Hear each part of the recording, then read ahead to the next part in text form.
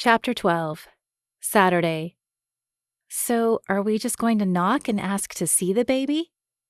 Jordan stared out the window of the rental car at the cream-colored Rambler with a dark brown trim. After landing the night before, Jeremy had rented them a car, while Jordan had rented a hotel room. She had turned in early, her mind still processing the fact that he was an angel. She had no idea how he had spent the night, because he'd told her angels didn't need to sleep, but she'd been too overwhelmed to ask him anything more. His eyes scanned the area. "I'm afraid we're going to have to take the baby and the parents and run." Jordan blinked at him.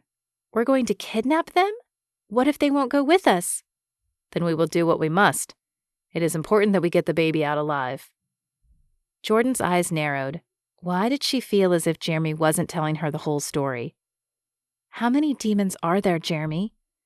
"At the house currently, I sense only one, which is why we must move now." "No, not just at the house. In the world. How many are around us every day?" His stare chilled her to the bone. "More than you could count, Jordan. But we can have that discussion another day."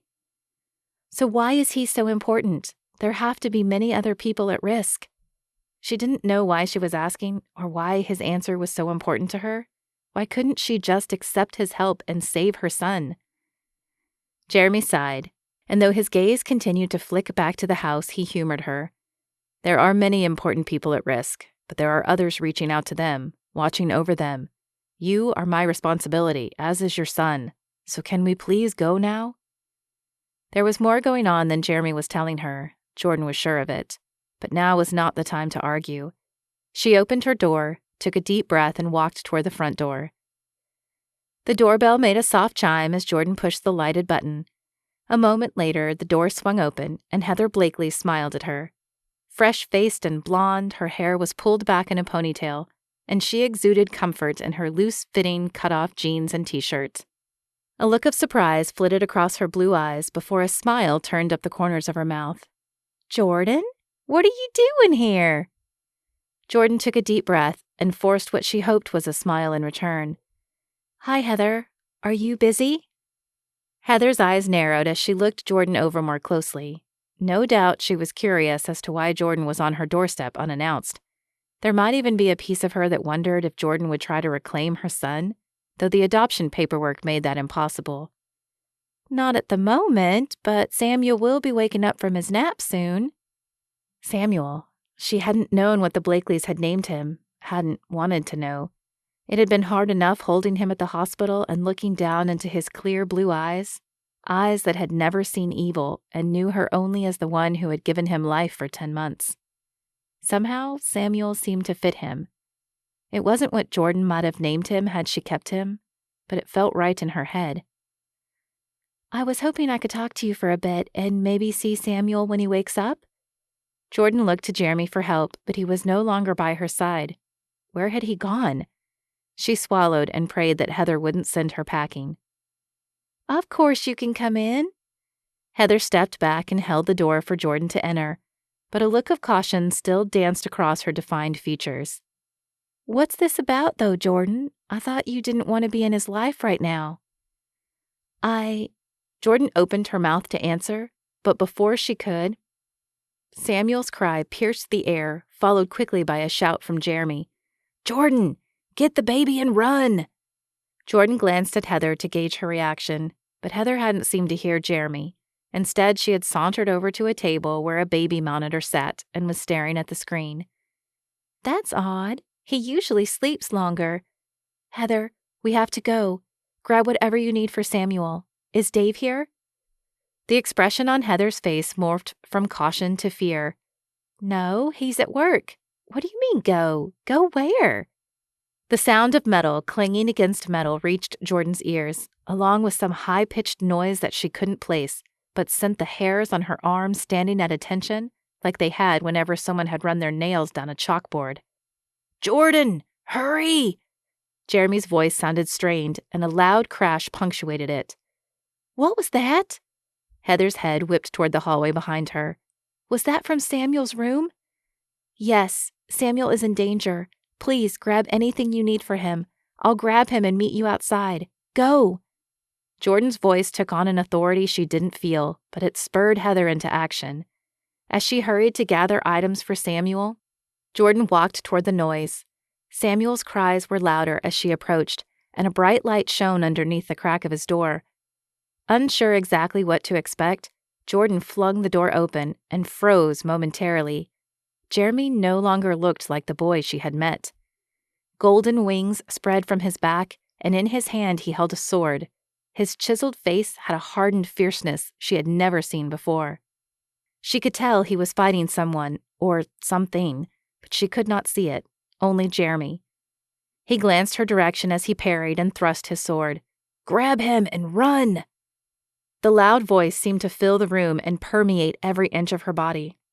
A shrill screech filled the air at his words, and a chill raced down Jordan's back. She hesitated only a second before rushing forward and scooping Samuel up in her arms. His cries were drowned by the screeching, and she squeezed him to her chest. She snatched his bear and blanket up and then raced from the room.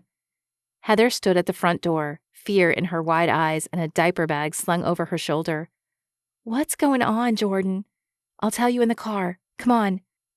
Jordan hit the key fob before they reached the vehicle and motioned for Heather to get in the passenger seat. Then she handed over her son, staring just a moment at his beautiful face before racing around to her side of the car and firing up the engine.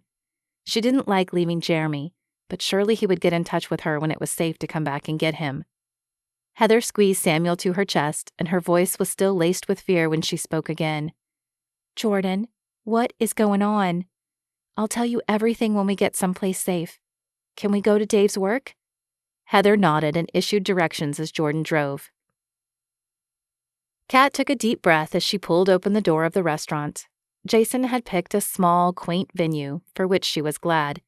He sat at a table in the back and waved her over when their eyes connected. He really was quite handsome, albeit in an unconventional way. Having lost his hair years ago, he kept it shaved and shiny on top, but it worked for him. His dark beard and mustache were neatly groomed and kept his face from looking too thin, but his best feature was his smile by far. Though his bottom teeth were crooked, his smile held an authenticity that was hard to find. "Thanks for coming. I wasn't sure you'd actually show up." She smiled down at him as she pulled out a chair. "I wasn't sure I was going to either."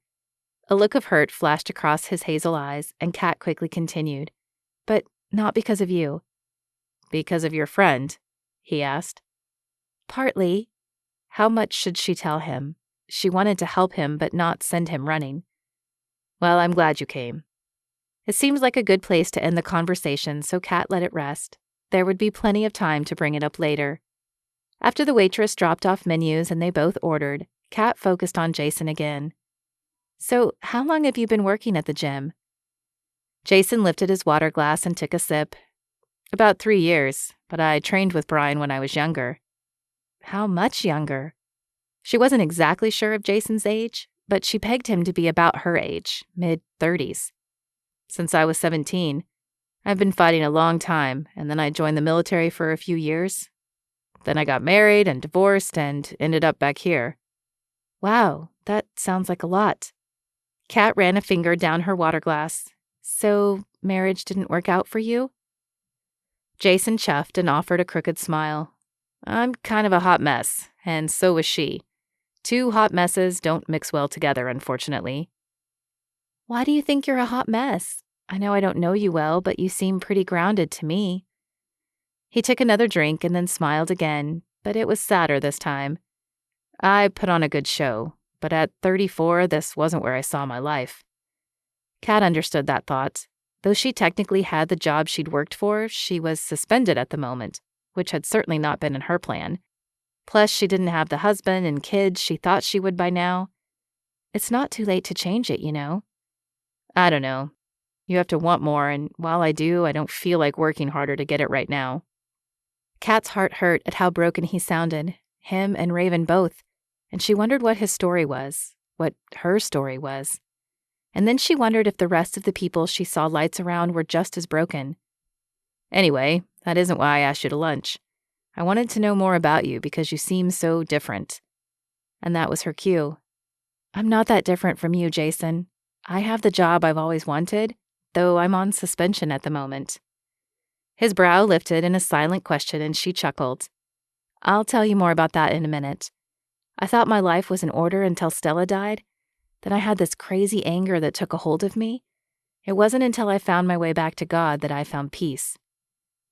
Jason leaned back in his chair. God, huh? I'm not sure I believe in God. How can you look around at the world and not see that someone amazing, someone much larger than us created it? Oh, I believe a higher power created the world, but I'm not sure whatever it was stuck around. There's too much suffering in the world for them to still be here. Plus, all these different religions believe their God is the right God. Who can really say for sure theirs is the only way? Kat sighed. Jason needed more help than she'd initially thought, and he was the hardest type of person to reach. He wasn't an atheist because he believed in a higher power, but he didn't seem to care or realize how much he needed God. She feared he would need to see a miracle before he put his faith in God, and she could only hope he would live long enough to do that. I can certainly understand your skepticism. It's hard to believe in something you can't see, and I was right there after Stella died. So what changed it for you? What brought you back to God? She didn't sense hostility in his answer, only curiosity, so she decided to take a chance. Honestly, because I saw an angel. He leaned forward again. An angel? Kat nodded. Yep. After Stella died, I began seeing lights around people. Then this angel appeared in my office and told me those lights were angels protecting people who were thinking about giving their life to God. He told me I was supposed to talk to them, to you. His eyebrow arched. To me? You're saying I have a light? You do. The day I told you that you mattered, it was because God told me to. But I don't believe in God, so why would I have a light? I don't know, but I know that God loves you, even when you claim to not believe in him. I'm not exactly sure how the rest of it all works. I just know the angel told me to talk to people, and especially Raven. Raven? I don't think she's much of a believer either. No, she isn't, but that doesn't change my job. The waitress arrived then and placed the food down, ending the conversation for the time being. Kat hoped she would have another chance, but at least she had gotten to plant another seed. Raven smoothed her skirt as she stepped out of the car. She wasn't concerned with impressing Jason tonight, but looking good never hurt when it came to getting what you wanted. The hum of conversation spilled out of the bar as Raven pulled the door open, and she blinked to adjust to the dimmer lighting. Her eyes scanned the area as she made her way to the bar where Jason was working. Most of the patrons appeared to be couples or tight-knit groups. Not too surprising, as this bar was casual enough to be a decent hangout spot on weekends. Hey, Raven, tequila again? Jason asked as she reached the mahogany bar. Sure, but I have a question for you. She smiled and batted her eyes. He lifted one eyebrow in silent question before grabbing the tequila from the shelf behind him and filling a shot glass rimmed with salt. Shoot. Do you happen to have Kat's number? The other eyebrow lifted as well. Kat, the girl from the gym that you hate? He placed a slice of lime on the glass and set it in front of her. Why do you want Kat's number? Raven poured the shot contents down her throat before answering. She didn't even bother with the lime or the salt. I need to ask her something. She said she knew something about my future, and I dismissed her at first. However, recent events have caused me to reconsider. Recent events, huh? He folded his arms across his chest and leaned back against the back counter. Would this have to do with the dark shapes? Raven smiled, though his avoidance of her question was starting to annoy her. She wished she hadn't told him about the shapes. I'll tell you everything soon, after I talk to Kat. Maybe we can pull an all-nighter and I'll fill you in. She wiggled her eyebrows suggestively.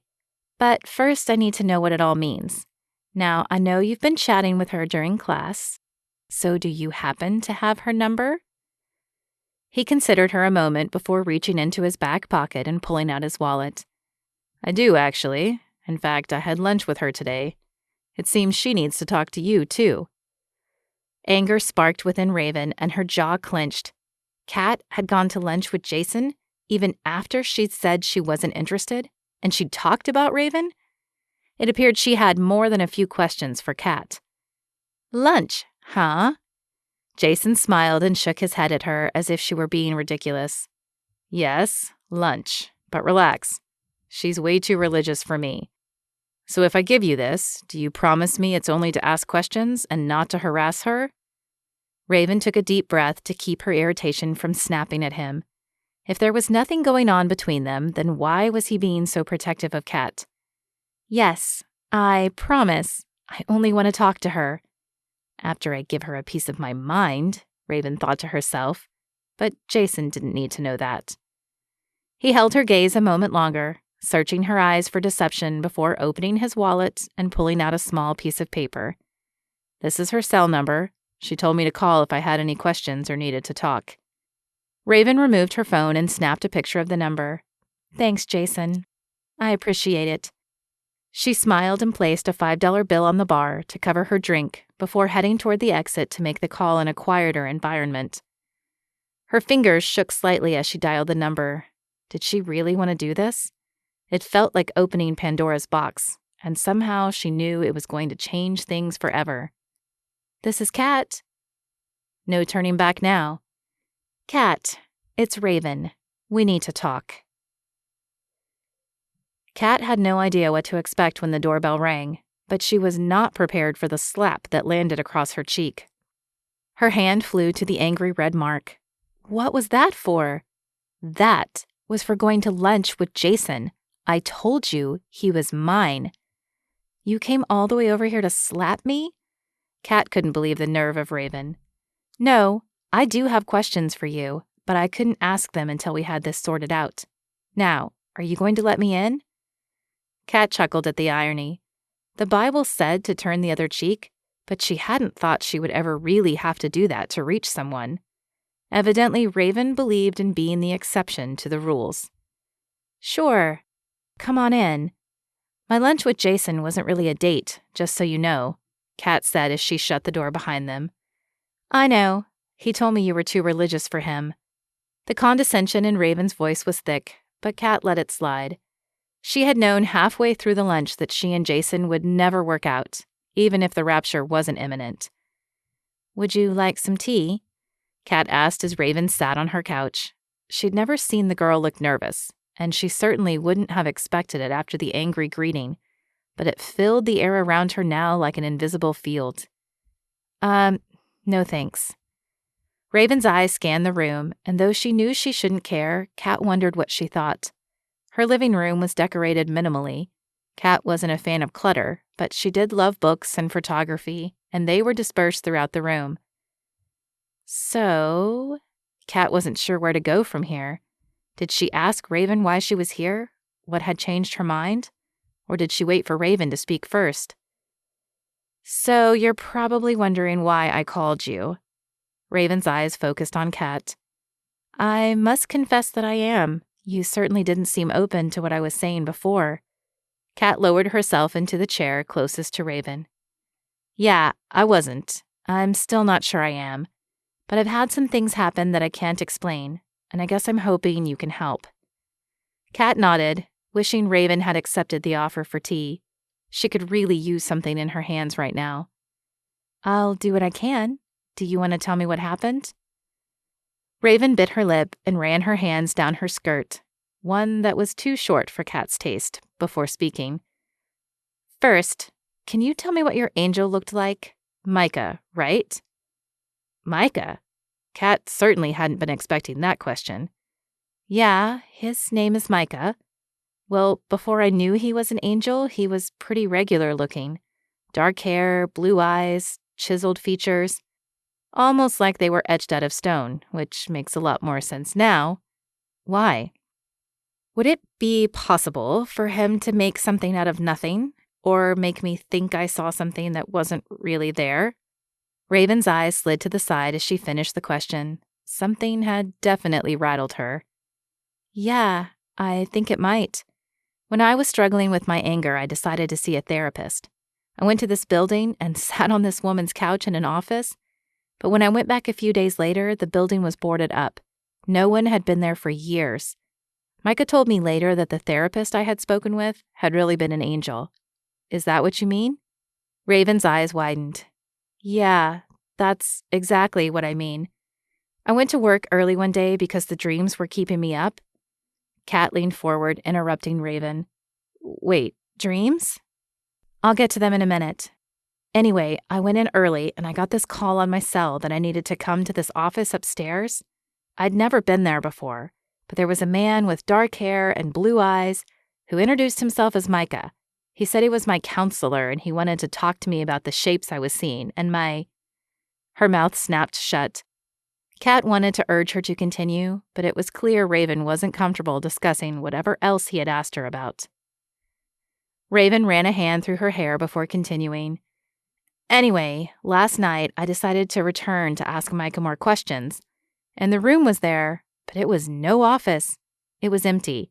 No desk, no furniture of any kind, and certainly no Micah. He was probably trying to reach you like he did me. Whatever is going to happen, Raven, he says you're important. Raven's bottom lip folded under, and her hands ran down her skirt again. I also had a flashback last night. At least, I think it was a memory. I was pretty young, but I was at the park with my dad, and he told me they named me Raven because I would be a guide and lead people to the light. I believe that's exactly what you'll do, Kat said. When the believers are raptured, there will be people with questions. People left behind who won't understand why they weren't taken. People who have never heard of the rapture and won't understand what happened. And people who denied God's existence and will still have trouble believing. The Bible said that many will come to know God during the tribulation. I think you will be integral in leading them to God. But why me? I don't even believe in God. Not anymore. Kat smiled. I had lost my way too when Stella died, but God has his reasons. Sometimes he chooses the least likely to demonstrate his power and glory. Raven leaned back and her right hand lifted to her lips. Her index finger traced a slow pattern across her bottom lip. You don't know me. You don't know what happened to me. I can't be anyone's guide. My life is too messed up. Kat crossed to sit next to Raven. You're right. I don't know your story, but I'm here to listen if you want to talk. What I do know is that God makes masterpieces out of messes, and he can use you. Besides, if I'm right about this, your story will soon become one of saving a lot of people instead of whatever happened in your past. What do I need to do?